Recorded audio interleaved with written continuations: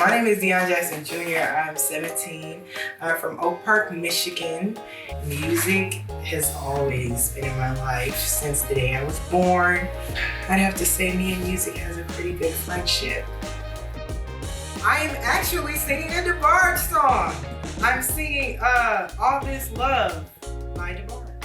It was so crazy because they switched the meaning of the song and it just hit different. And it gave me chills.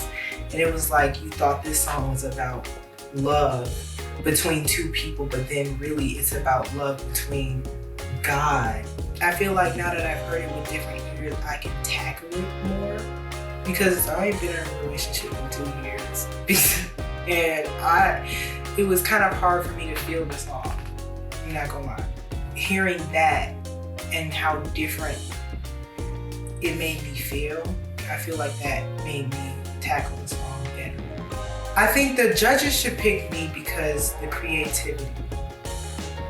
I feel like it's one thing to sing a song, but then it's another thing to sing a song and make it yours. I just feel like I'm ready to win. And that's that.